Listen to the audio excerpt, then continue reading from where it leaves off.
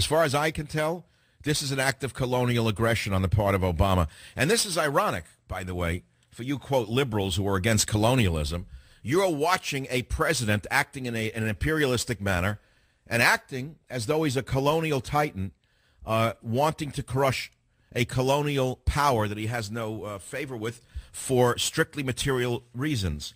It's colonialism all over again being enacted by the Obama administration, but it's occurring right under your noses, and you don't even understand it because he is, A, a man of color, and B, he's a leftist, so he can't be a man who is trying to create a colony in Syria, can he? Well, open up your eyes and smell the oil. KSFO, Rick, you're on the Savage Nation. Go ahead, please. Hey, Dr. Savage, I just wanted to point out that you are correct that one of the main reasons why there's a Western-led coalition attempting to attack Syria is indeed the fact that they're a part of the axis of resistance against the Israelis, and the Israelis do want to neutralize them. However, one of the other big reasons is indeed what a previous caller touched in on, which was natural gas.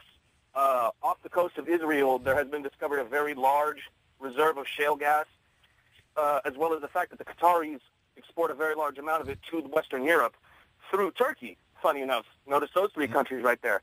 As well as the fact that Saudi Arabia is extremely upset that Iran might try to economically dominate the region and take away its primary role in the region as a superpower in and of itself. Okay, but the big issue, the big point in your call is the natural gas coming through Syria. Isn't that your point? Yes, that's correct. Iran is building a pipeline starting in Shiite Iran, continuing through Shiite Iraq, and then ending in the Mediterranean through Syria, thereby cutting out Turkey, Israel, and Qatar, which would not only serve the region's interests more towards Iran, but it would also benefit the Russians as well, which was a big no-no for the West. And so what you have... Where do you get your information from, Rick? I don't doubt it. I've seen some of this. I haven't read it in detail about the natural gas, but what is the best source for this suspicion?